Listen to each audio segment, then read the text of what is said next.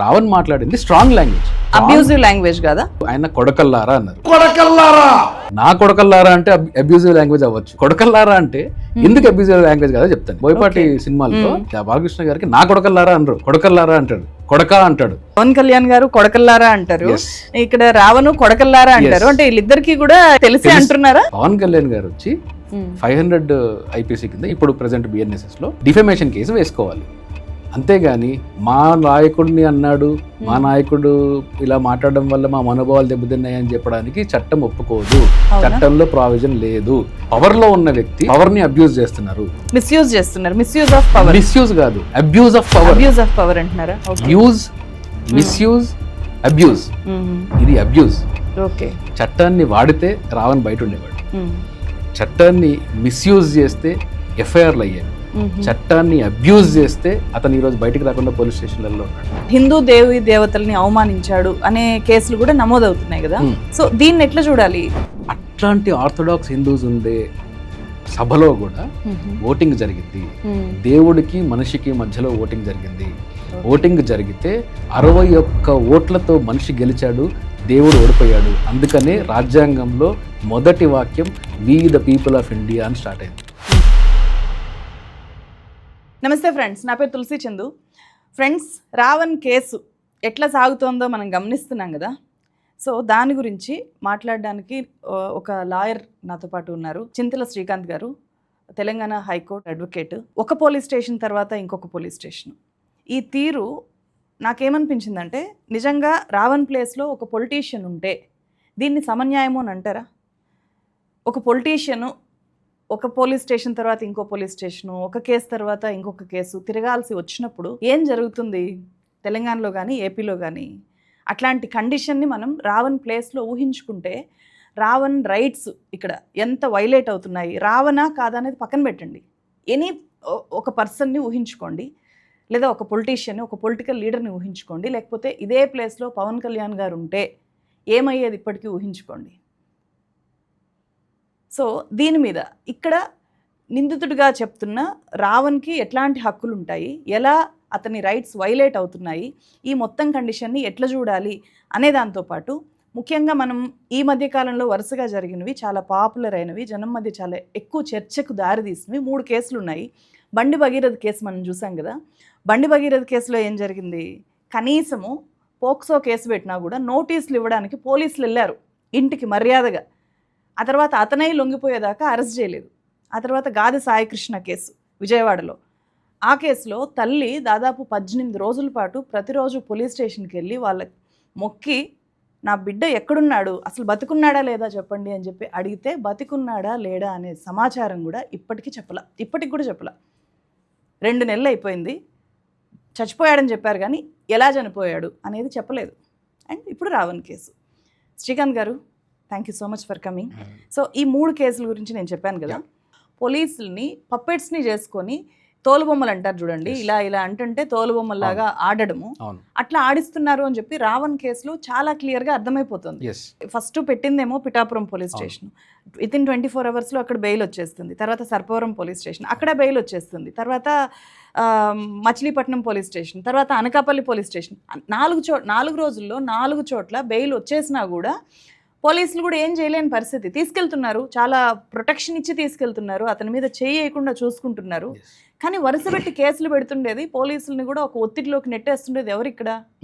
Political సిస్టంలో ఏమవుతుందంటే police వాళ్ళు పొలిటికల్ క్లచెస్లో ఉన్నారు, వాళ్ళ దగ్గర పప్పెట్స్గా ఉన్నారని చెప్పడానికి చాలా పెద్ద మేధావి ఉండాల్సిన అవసరం లేదు. కామన్ సెన్స్కి తెలుస్తుంది. రాజ్యాంగం ఏం చెప్తుంది? ఒక వ్యక్తిని ఆర్టికల్ 22 ఇల్లీగల్ డిటెన్షన్ నుంచి మనల్ని ప్రివెంట్ చేస్తుంది. ఒక వ్యక్తిని అరెస్ట్ చేసినప్పుడు 24 అవర్స్ లోపల మ్యాజిస్ట్రేట్ ముందు ప్రొడ్యూస్ చేయాలి. మ్యాజిస్ట్రేట్ ముందు ప్రొడ్యూస్ చేసిన తర్వాత మ్యాజిస్ట్రేట్ ఒకవేళ సాటిస్ఫై అయితే రిమాండ్ కావాలి అనుకుంటే జ్యుడిషియల్ రిమాండ్ ఇస్తారు, తర్వాత పోలీస్ కస్టడీ తీసుకుంటారు. ఇది స్టాండర్డ్ ప్రొసీజర్. వీళ్ళు ఏం చేస్తున్నారు? ఒక పోలీస్ స్టేషన్లో ఒక ఎఫ్ఐఆర్ చేశారు, అక్కడ మ్యాజిస్ట్రేట్ గారు డెఫినెట్లీ ప్రాపర్గా జడ్జిమెంట్ ఇచ్చారు. ఆయన జ్యుడిషియల్ రిమాండ్ని రిజెక్ట్ చేశారు. రిజెక్ట్ చేసిన వెంటనే ఇంకొక పోలీస్ స్టేషన్ వాళ్ళు వస్తున్నారు. ఇండైరెక్ట్ వేలో, అంటే what cannot be done directly cannot also be done indirectly. This is the law. మీరు నేరుగా ఏ తప్పు అయితే చేయలేరో, ఏ ఏ తప్పైనా ఒప్పైనా నేరుగా చేయలేని దాన్ని ఇండైరెక్ట్గా కూడా చేయడానికి వీల్లేదు. ఇప్పుడు పోలీసులు ఏం చేస్తున్నారు, బేసిక్ కామన్ సెన్స్ మ్యాటర్ ఏంటి, లెస్ దెన్ 7 years పనిష్మెంట్ ఉన్న దాంట్లో బై డిఫాల్ట్గా పోలీస్ స్టేషన్లో స్టేషన్ బెయిల్ ఇవ్వాలి. That is his right. సుప్రీంకోర్టులు, హైకోర్టులు రిపీటెడ్గా ఏం చెప్తున్నాయి, bail is a rule, jail is an exception. Jail is an exception అంటే ఒక అక్యూజ్డ్ పర్సన్, నిందారోపితుడిని తీసుకొని వెళ్ళి మీరు మ్యాజిస్ట్రేట్ ముందు ప్రొడ్యూస్ చేసినా కానీ ఇతనికి కోర్టు ఎలాంటి మైండ్ సెట్లో ఉండాలి అంటే, ఇతని ఫండమెంటల్ రైట్స్ని నేను రిస్ట్రిక్ట్ చేయాలి అనుకుంటున్నాను, జ్యుడిషియల్ రిమాండ్లో పెట్టడం అంటే అతని ఫండమెంటల్ రైట్స్ మీద రిస్ట్రిక్షన్ పెట్టి జైల్లో పెట్టడం. ఇట్స్ బిగ్గెస్ట్ థింగ్ అది. కాబట్టి ఇతన్ని వదిలిపెట్టడానికే మొగ్గు చూపాలి జ్యుడిషియల్ వ్యవస్థ, జైల్లో పెట్టడానికి కాదు. సో ఫస్ట్ రూల్ అది, సుప్రీంకోర్టు చెప్పిన రూల్ అదే, ఇండియన్ లా చెప్పిన రూల్ కూడా అదే. సో జైలు అనేది ఎక్సెప్షనల్ సర్కమ్స్టాన్స్లో మాత్రమే ఇవ్వాలి. ఈవెన్ సీరియస్ అఫెన్స్ అయినా కానీ అతనికి బెయిల్ ఎంటైటిల్మెంట్ ఉంటుంది, బై డిఫాల్ట్ కాదు. అందుకని ఇట్లాంటి అబ్యూస్ జరగకుండా, మాకు అర్నేష్ కుమార్ జడ్జిమెంట్ వచ్చినప్పుడు కూడా ఇలాంటి అబ్యూస్ జరగకుండా లెస్ దెన్ 7 years పనిష్మెంట్ ఉన్న దాంట్లో మ్యాండేటరీగా 41 నోటీస్ అనేవాళ్ళము, ఇప్పుడు 35(3) నోటీస్. ఈ నోటీస్ అనేది ఇవ్వాలి. ఇచ్చిన తర్వాత అది కోఆపరేట్ చేయకపోతే, అక్యూజ్డ్ పోలీస్తో కోఆపరేట్ చేయకపోతే, ఇన్వెస్టిగేషన్ వైలేట్ చేస్తే, ఏదన్నా ట్యాంపరింగ్ చేస్తున్నారు, ఎవిడెన్స్ ఏదన్నా వెళ్ళిపోతున్నారు, లేకుంటే నేను పిలిచినప్పుడు రావట్లేదు, ఇలాంటి వైలేషన్స్ జరిగినప్పుడు రీజన్స్ని రికార్డ్ చేసి మ్యాజిస్ట్రేట్ ముందు మళ్ళీ ప్రొడ్యూస్ చేసి ఇతను 41 వైలేట్ చేశాడు, స్టేషన్ బెయిల్ని వైలేట్ చేశాడు అని చెప్పి ప్రొడ్యూస్ చేస్తే, అప్పుడు మ్యాజిస్ట్రేట్ సాటిస్ఫై అయితే అప్పుడు రిమాండ్ చేయాలి. ఇంత ప్రొసీజర్ ఉంది. ఓకే, వీళ్ళు ఏం చేస్తున్నారు, దానికన్నా ఒక పెద్ద వైలేషన్ చెప్తాను తులసి గారి దీంట్లో. ఈ ఎఫ్ఐఆర్ చూసాను నేను. ఓకే, సూటిగా పోలీసు వ్యవస్థ మొత్తానికి, వీళ్ళు రాజకీయ నాయకులు చెప్తే చేశారు, ప్రజలు చెప్తే చేశారు, ఇవన్నీ సాకులు. బేసిక్ లా డిఫెమేషన్ కేసు అనేది కేవలం అగ్రీవ్డ్ పర్సన్, అంటే మీరు నన్ను డిఫేమ్ చేస్తే నేను మాత్రమే ప్రైవేట్ కంప్లైంట్ వేసి, ప్రైవేట్ కంప్లైంట్లు ఇప్పుడు ప్రజెంట్ ఉన్న చట్టంలో మీకు నోటీస్ ఇచ్చి మీ పక్షాన్ని విన్న తర్వాత అప్పుడు మాత్రమే ప్రొసీడింగ్ స్టార్ట్ అవ్వాలి. పోలీసులకి చట్టం ప్రైవేట్ నోటీస్ మస్ట్ గా సర్వ్ చేయాలి. Must private complaint plus private notice. Private కంప్లైంట్లో నోటీస్ ఇవ్వాలి. ప్రెజెంట్ లాలో, ప్రీవియస్ లాలో నోటీస్ లేదు, ప్రైవేట్ కంప్లైంట్ ఇవ్వాలి. సెక్షన్ 199 CRPC అంటాం, ఇప్పుడు సబ్జెక్ట్ టు కరెక్షన్ 222 ఏదో ఉంది BSలో. ఇది ఏం చెప్తుంది అంటే, మీరు నన్ను డిఫేమ్ చేశారనుకోండి, సింప్లిఫై చేసి చెప్తాను, మీరు నన్ను డిఫేమ్ చేశారు, నేను మీ మీద కేసు పెట్టాలి అంటే నేను పోలీస్ స్టేషన్కి వెళ్ళడానికి లేదు. పోలీస్ స్టేషన్కి వెళ్ళి సార్ నన్ను డిఫేమ్ చేశారు అంటే పోలీస్ వాళ్ళకి రైట్ లేదు. FIR అనేది డిఫేమేషన్లో ఉండదు. There is no FIR. Constitutional కోర్ట్స్లు, సుప్రీం కోర్ట్స్, మొన్న కేరళ హైకోర్టు, కర్ణాటక హైకోర్టులో ల్యాండ్ మార్క్ జడ్జిమెంట్స్ ఉన్నాయి. పోలీసు వాళ్ళు డిఫేమేషన్ కట్టడానికి లేదు. This is the rule. ఎందుకు అంటే 199 అనే రిస్ట్రిక్షన్ ఉంది, 199 CRPC రిస్ట్రిక్షన్ ఉంది. ఫర్ ఎగ్జాంపుల్, మీరు నన్ను డిఫేమ్ చేశారు, నేను మ్యాజిస్ట్రేట్ దగ్గరికి వెళ్ళి కంప్లైంట్ ఇవ్వాలి. నేను వెళ్ళలేని పరిస్థితులు ఏంటి, ఒకవేళ నేను చైల్డ్ అయ్యి ఉంటే, నేను ట్రెడిషన్స్ ద్వారా సప్రెస్, అంటే ట్రెడిషన్స్ వల్ల ఒక ఉమెన్ బయటికి వచ్చి తను పబ్లిక్ డొమైన్లో పార్టిసిపేట్ చేయలేని పక్షంలో, అదేమైనా ట్రెడిషనల్ రిస్ట్రిక్షన్ ఏమన్నా అమ్మాయి మీద ఉంటే, నేను లునాటిక్ అయితే, అంటే మతి స్థిమితం లేని వ్యక్తిని అయితే, ఇంకేదన్నా స్ట్రాంగ్ రీజన్స్ వల్ల నేను రాలేకపోతే, అప్పుడు నా సబ్స్టిట్యూట్లో ఒకరిని ఆథరైజ్ చేసి ఇంకొక పర్సన్ నా ప్లేస్లో వెళ్ళి మ్యాజిస్ట్రేట్ పర్మిషన్ తీసుకొని, నేను ఆ పలానా వ్యక్తిని రిప్రజెంట్ చేయాలనుకుంటున్నానని తీసుకొని ఏ సర్కమ్స్టాన్సెస్ ఎక్స్ప్లెయిన్ చేస్తే, మ్యాజిస్ట్రేట్ పర్మిషన్ ఇస్తే అప్పుడు ప్రైవేట్ కంప్లైంట్ నంబర్ అవుతుంది. ఓకే, ఎక్కడి నుంచి వచ్చాయి FIRలు? చదువుకొని వస్తున్నారా పోలీసులు? అలా అని ఇప్పుడు ఒక బహిరంగ వేదిక మీద ఎలా పడితే అలా మాట్లాడితే వాళ్ళని శిక్షించొద్దు అని కూడా నేను చెప్పను. లేకపోతే యూట్యూబ్ వీడియోల్లో ఎలా పడితే అట్లా మాట్లాడేస్తే వాళ్ళని అసలు అరెస్ట్ చేయకూడదు, అస్సలు శిక్షించకూడదు అని కూడా నేను చెప్పను. ప్రొసీజర్ ఫాలో అవ్వాలి కదా అని చెప్పి.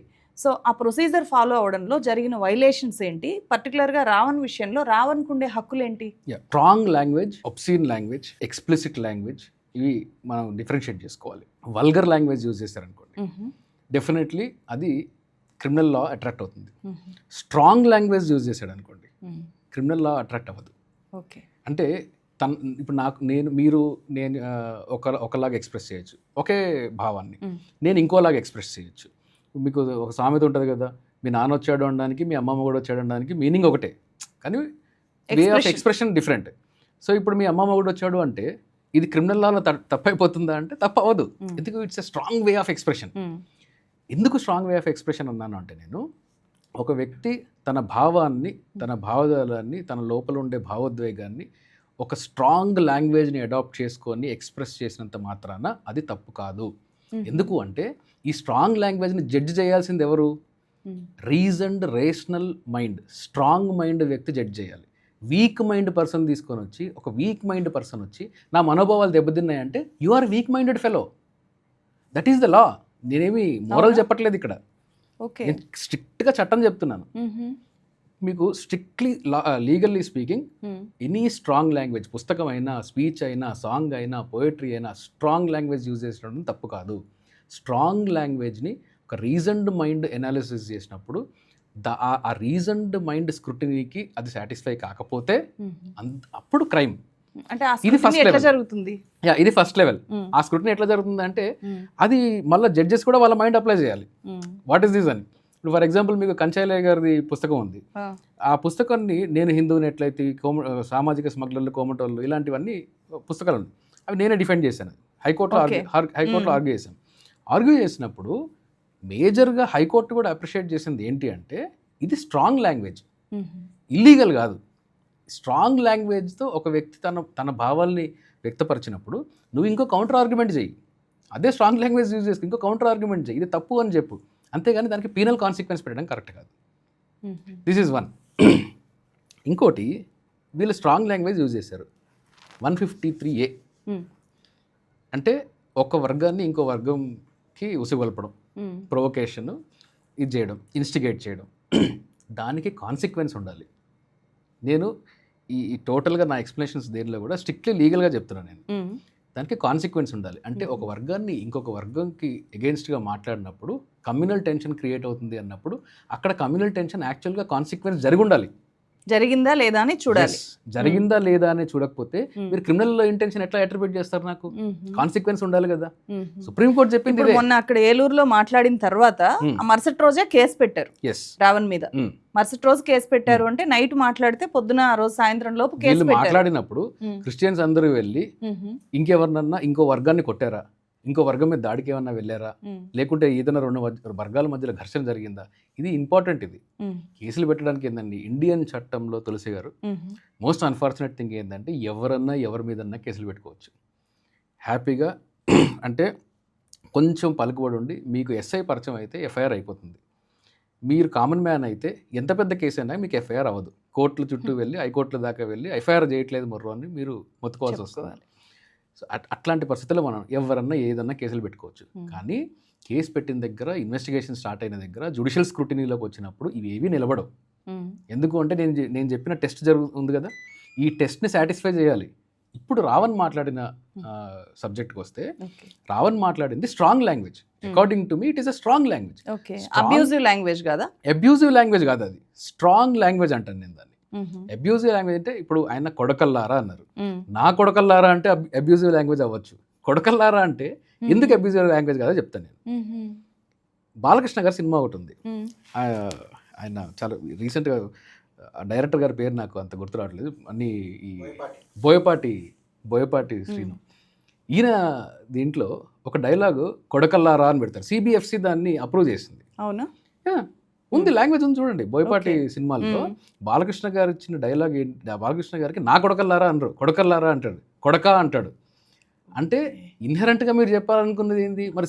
సినిమా వాళ్ళు ఎట్లా మీరు దానికి సిబిఎఫ్సిలో ఇచ్చారు, పర్మిషన్ ఎలా ఇచ్చారు? నాకు ఒకటి అనిపిస్తుంది ఇప్పుడు, అంటే పవన్ కళ్యాణ్ గారు కొడకల్లారా అంటారు, ఇక్కడ రావణ్ కొడకల్లారా అంటారు. అంటే వీళ్ళిద్దరికి కూడా ఈ లీగల్ గా ఏం జరుగుతుందో తెలుసా? మరి తెలిసే అంటున్నారా? అంటే తెలిసి ఇప్పుడు రామ్ గోపాల్ వర్మ గారిలాగా చాలా మేధావి అయితే ఇవన్నీ తెలుస్తాయి, స్ట్రిక్ట్లీ లీగల్గా మాట్లాడతారు. సో వీళ్ళకి తెలుసో లేదో నాకు తెలియదు కానీ, బట్ వీళ్ళన్న ఎక్స్ప్రెషన్ డెఫినెట్లీ స్ట్రాంగ్ ఎక్స్ప్రెషన్. ఎవరన్నా అఫెండ్ అయ్యుండుంటే, అఫెండ్ ఎవరు అవ్వాలి అంటే పవన్ కళ్యాణ్ గారు అఫెండ్ అవ్వాలి. పవన్ కళ్యాణ్ గారు వచ్చి 500 ఐపీసీ కింద ఇప్పుడు ప్రజెంట్ బిఎన్ఎస్ఎస్లో 352 ఆర్ సంథింగ్ డిఫెమేషన్ కేసు వేసుకోవాలి. అంతేగాని మా నాయకుడిని అన్నాడు, మా నాయకుడు ఇలా మాట్లాడడం వల్ల మా మనోభావాలు దెబ్బతిన్నాయని చెప్పడానికి చట్టం ఒప్పుకోదు. చట్టంలో ప్రావిజన్ లేదు. మీరు పోలీసు వాళ్ళు పెట్టిన కేసులన్నీ కూడా తప్పు కేసులు. రావణ్ రేపు పొద్దున కాంపెన్సేషన్ అడిగితే ఈ పోలీస్ స్టేషన్లు చుట్టూ తిప్పుకుంటూ ఎప్పుడు మీకు మీడియాలోనే చూస్తున్నాను నేను, బహుశా మీది కూడా వేరే వీడియోలో మీరు చెప్పున్నారు, స్టేషన్ నుంచి స్టేషన్కి, కోర్టు నుంచి బయటకు రాగానే ఇంకో పోలీస్ స్టేషన్ వాళ్ళు తీసుకుని వెళ్ళడం, ఇవన్నీ కూడా ఎప్పుడో జరిగిన ఎఫ్ఐఆర్లు అని చెప్తున్నారు. అప్పటి నుంచి నిద్రపోతున్నారా మీరు? ఇవన్నీ ఏంది సీరియస్ కేసెస్ ఇవన్నీ ఏమన్నా కాదు కదా. ఏం చేయాలి? ఒకవేళ రావన్నాడు పబ్లిక్ డొమైన్లో మీడియాలో కనిపిస్తున్నాడు, ఏం చేయాలి మీరు? మా దగ్గర ఎఫ్ఐఆర్ ఉందని చెప్పి నోటీస్ ఇష్యూ చేయాలి. నోటీస్ ఇష్యూ చేసి రావణ్ని పిలిపించాలి, ఇన్వెస్టిగేషన్ చేయాలి. ఇన్వెస్టిగేషన్ చేసిన తర్వాత స్టేషన్ బెయిల్ అతనికి ఎంటైటిల్మెంట్ ఉంది, అతనికి 41 నోటీస్ ఇవ్వాలి. నోటీస్ ఇచ్చిన తర్వాత అతను కోఆపరేట్ చేస్తాడు, ఛార్జ్ షీట్ వేయండి. కేసు జరిగితే ఛార్జ్ షీట్ వేయండి, లేదంటే నో ఎవిడెన్స్ అని చెప్పేసి క్లోజ్ చేయండి. This is what law says. కానీ ఇది వేధింపుల్లో భాగంగా చేస్తున్నారు. అబ్సల్యూట్లీ వేధింపుల్లో భాగంగా చేస్తున్నారు. ఇది కామన్ సెన్స్కి కూడా అర్థమైపోతుంది. దీనికి పెద్ద లీగల్ స్క్రూటినీ అవసరం లేదు.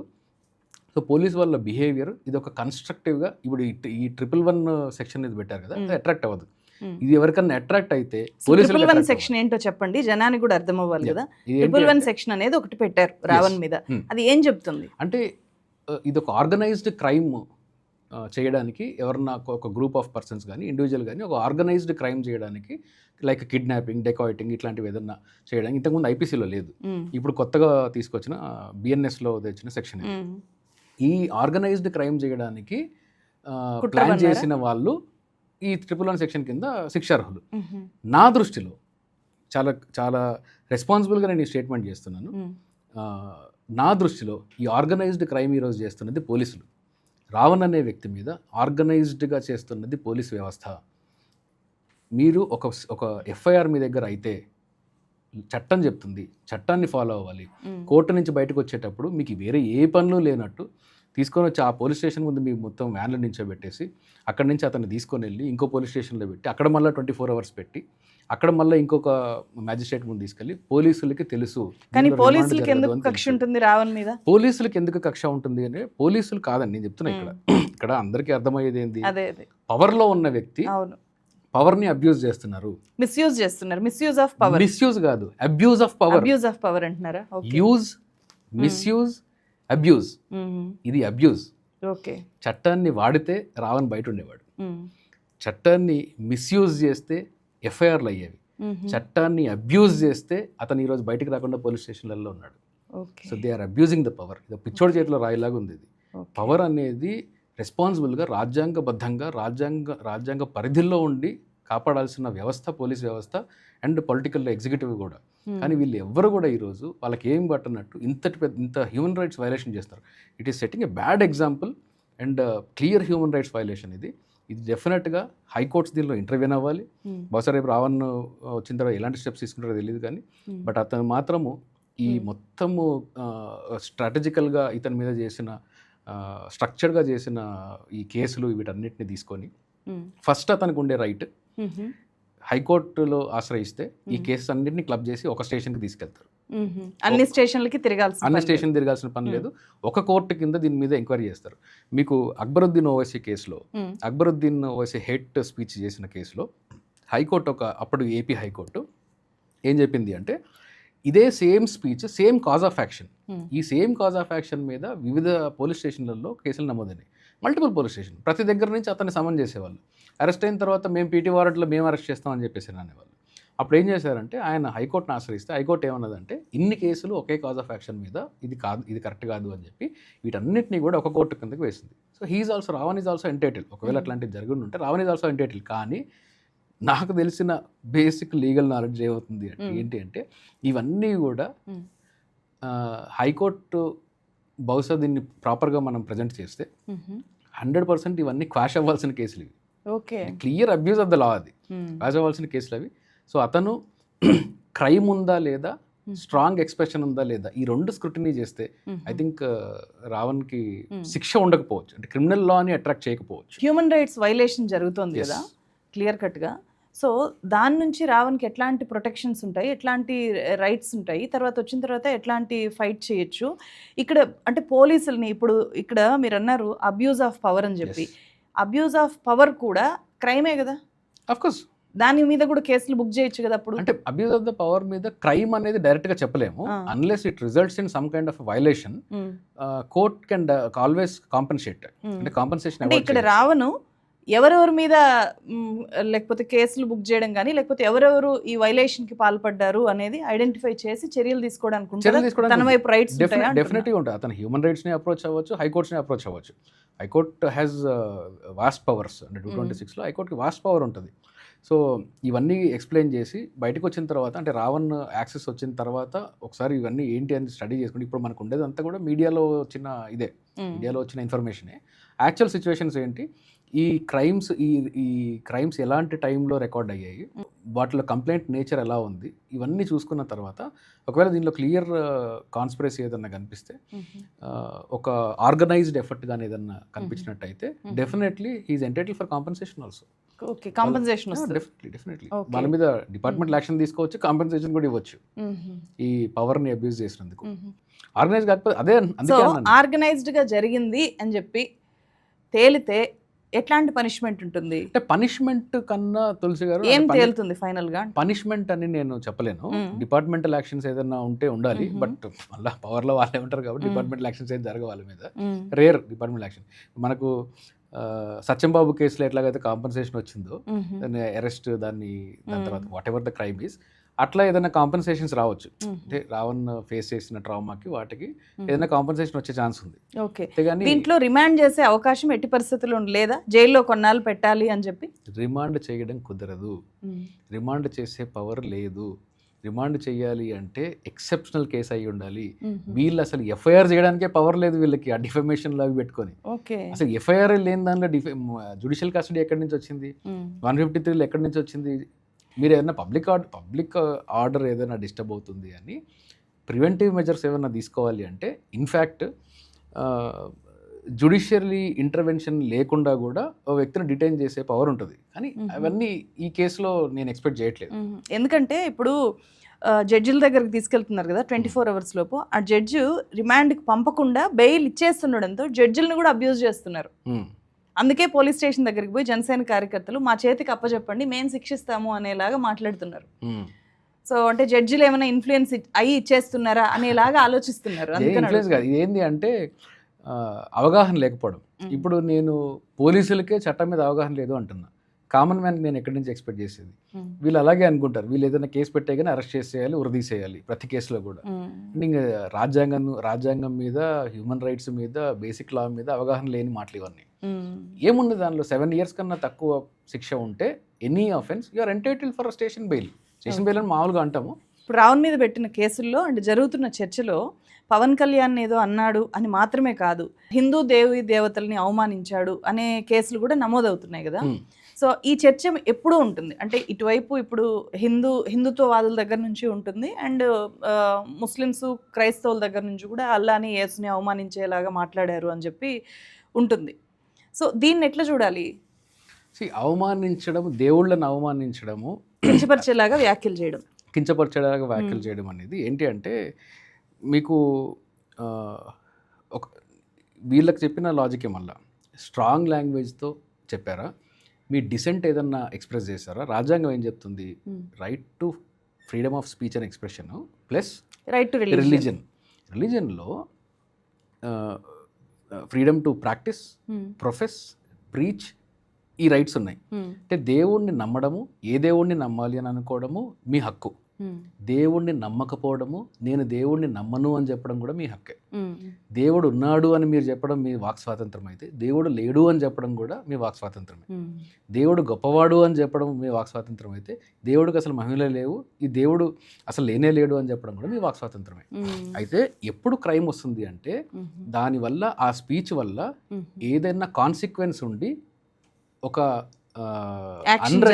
అన్రెస్ట్ క్రియేట్ అయితే సొసైటీలో, అప్పుడు క్రైమ్ అవుతుంది అది. అంతేగాని మేయర్ కించపరచడం క్రైమ్ కాదు. దేవుడు లేడు అంటాను నేను, ఏమవుతుంది? It is my right. రాజ్యాంగం నాకు ఇచ్చిన హక్కు అది. మీకు ఇంకొకటి చెప్తాను, చాలా ఇంట్రెస్టింగ్. ఉన్నాడా లేడా అని మాత్రమే కాదు, చాలా మంది నమ్మి పూజించే, ప్రార్థించే దేవుళ్ళని డిగ్రేడ్ చేసేలాగా మాట్లాడడం, అబ్యూజ్ చేసేలాగా మాట్లాడడం. అబ్యూజివ్ లాంగ్వేజ్ అనేది కరెక్ట్ కాదు. అబ్యూజివ్ లాంగ్వేజ్కి క్రిమినల్ కాన్సిక్వెన్సెస్ ఉండొచ్చు. కానీ క్రిటిసిజంలో స్ట్రాంగ్ లాంగ్వేజ్ యూజ్ చేసినంత మాత్రాన అది పీనల్ కాన్సిక్వెన్సెస్ని అట్రాక్ట్ చేయదు.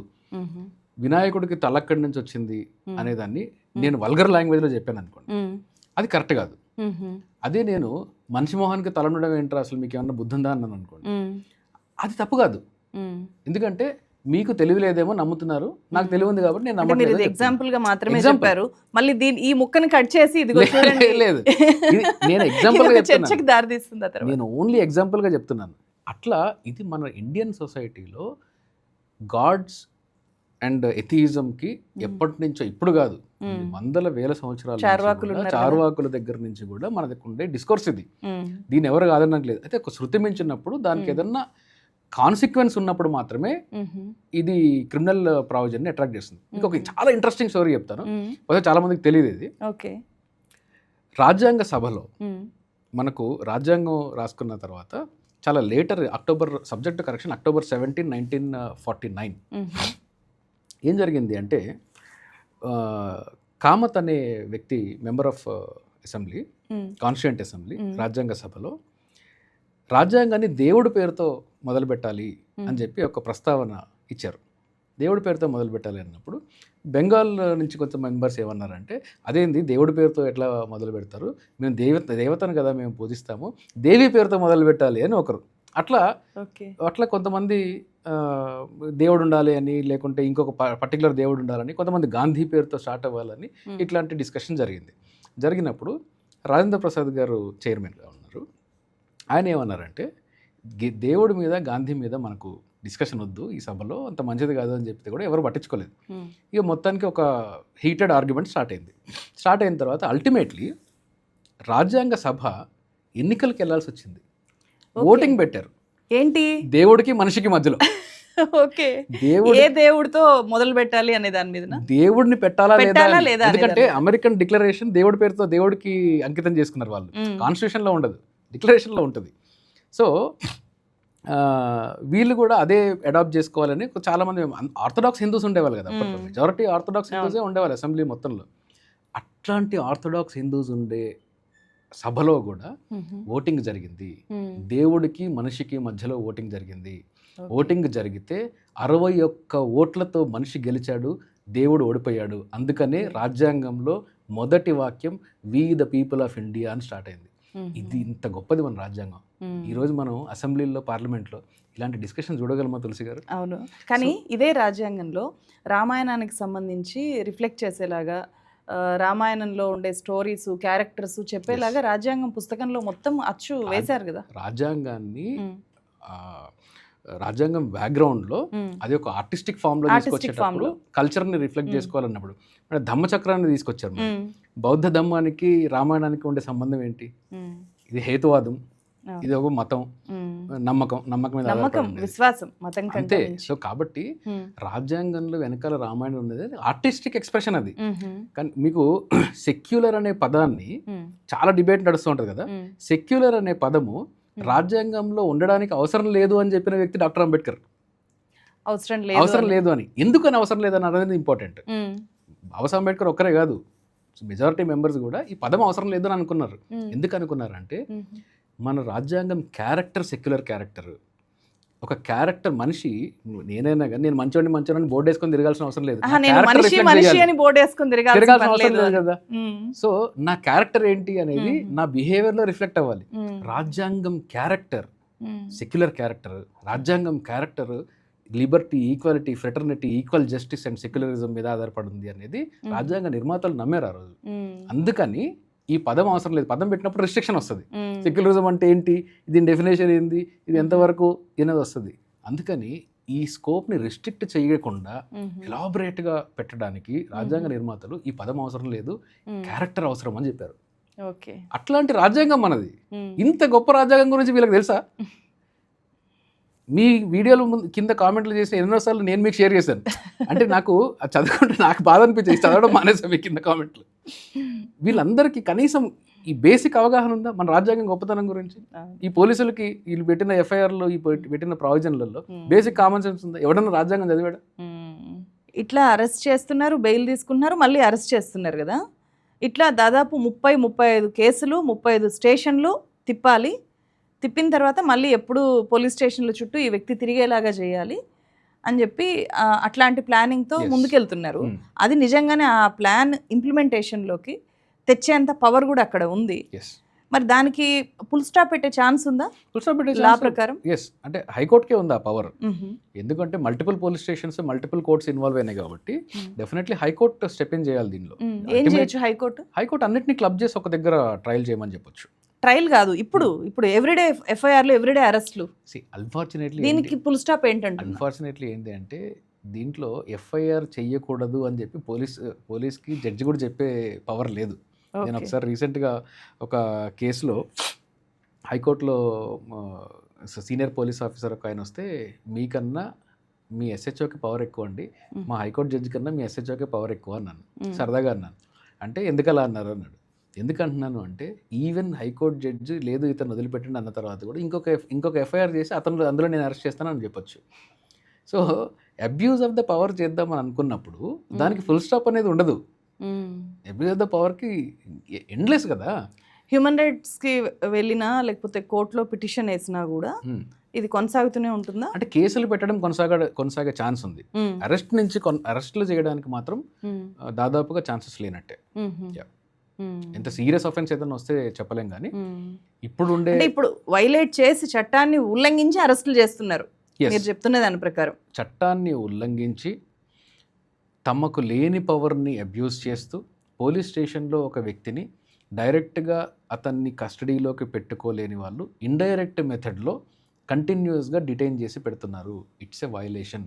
దిస్ ఈజ్ అంటే ప్రతి కేసులో కూడా అవును చట్టంలో ఇలా లేదు కదా అంటే అలా ఉండదు.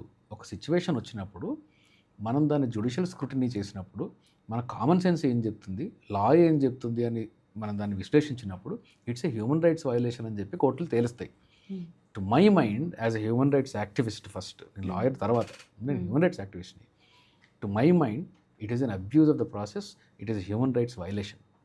సో ఏమీ లేని దానికి మీరు పొలిటికల్ ఒక డ్రామాని మీరు లీడ్ చేసుకోవడానికి కక్ష సాధింపు అని అది కరెక్ట్ కాదు. ఆ ధోరణి కూడా కరెక్ట్ కాదు. మీకు ఒక మంచి ఎగ్జాంపుల్ చెప్తాను తులసి గారు. ఇంగ్లాండ్లో way back in 70s or 80s అనుకుంటాను, ఒక జడ్జెస్ సీనియర్ జడ్జిలు ముగ్గురు ఒక జడ్జిమెంట్ ఇచ్చారు. పాపులర్ జడ్జిమెంట్ వస్తుంది అనుకున్నారు దాంట్లో, but they gave some judgement which was against public conscience. Public దాన్ని వ్యతిరేకించారు. నెక్స్ట్ డే పేపర్లో వాళ్ళ ముగ్గురు ఫోటోల్ని కూడా తలకిందలుగా వేశారు. ఓకే, ఈ జడ్జిల ఫోటోల్ని ప్రెస్లో సీనియర్ జర్నలిస్ట్ తలకిందులుగా వాళ్ళు వేసి యూ ఓల్డ్ ఫూల్స్ అని రాశారు. అంటే ఆ జడ్జిల రియాక్షన్ ఏంటో తెలుసా? వీఆర్ ఓల్డ్, మేము ముసలి వాళ్ళమే, అది మమ్మల్ని చూస్తే మా వయసు చెప్తుంది. Whether we are fools or not, it is for others to decide అని చెప్పారు. ఏ కంటెంప్ట్ వేయలేదు, ఏ కేసులు పెట్టలేదు. ఆ జర్నలిస్ట్ ఆ సీనియర్ జర్నలిస్ట్ ప్రాక్టీస్లోనే ఉన్నారు. తర్వాత ఇప్పుడు లేరు వాళ్ళు. కానీ అంతటి ఫ్రీడమ్ యూ ఓల్డ్ ఫూల్స్ ఇండియాలో రాయగలరా? స్ట్రిక్ట్లీ ఇది ఇంతటి ధైర్యం ఎవరన్నా జడ్జిమెంట్ మీద కూడా క్రిటిసైజ్ చేసే ధైర్యం లేదు ఈరోజు. చేయకూడదేమో అని అనుకుంటారు, చేయొచ్చు. నిజానికి you can criticize judgement, not the judge. So judgement criticize చేయొచ్చు, అది కూడా లేదు. ఇప్పుడు ఇంగ్లాండ్లో నేను తలకిందులుగా వేసినట్టు ఎవరన్నా మనం చూడగలుగుతాం ఇక్కడ? అసలు చూడలేము. ఈ ఓల్డ్ ఫూల్స్ అంటే వాళ్ళు ఇచ్చిన రియాక్షన్. వీళ్ళకుండే ఏంటి, ఈ పొలిటికల్ లీడర్స్కి వీళ్ళకి ఏదన్నా అసలు కామన్ సెన్స్ ఉందా? సో మనకేంటి అంటే ఈ పొలిటికల్ మెచ్యూరిటీ లేదు, కాన్స్టిట్యూషనల్ మెచ్యూరిటీ లేదు, హ్యూమన్ రైట్స్ మెచ్యూరిటీ లేదు. దిస్ అంతా నేను దేశమంతా తిరిగి క్లాసులు పెట్టేది రాజ్యాంగ నైతికత అనే సబ్జెక్ట్ మీద, కాన్స్టిట్యూషనల్ మొరాలిటీ అనే దాని మీద హండ్రెడ్స్ ఆఫ్ లెక్చర్స్ ఇచ్చాను ఇప్పుడు దాకా, ఇంకా కంటిన్యూ అవుతుంది. ఈ మంత్ తిరుపతిలో ఒకటి ఉంది. ఈ కాన్స్టిట్యూషనల్ మొరాలిటీ అనేది సమాజంలో లేకపోవడం, పోలీస్ వ్యవస్థలో ఎగ్జిక్యూటివ్లో లేకపోవడము, ఈ లేకపోవడమే దీనికి అంతటికీ కారణం. అంటే నేను మాట అంటే మనోభావాలు దెబ్బతిన్నాయి, పొద్దున్న లేస్తే మనోభావాలు దెబ్బ తీసుకోవడం ఎలా అనే దానిలో అందరికీ పిహెచ్డీలు ఉన్నాయి మన దగ్గర ఇండియాలో. మనోభావాలు ఇక్కడ వేరే రీజన్స్ ఉంటాయండి, డైవర్ట్ చేయడం కూడా ఉంటుంది ఇక్కడ. మీకు బాగా తెలుసు అవన్నీ.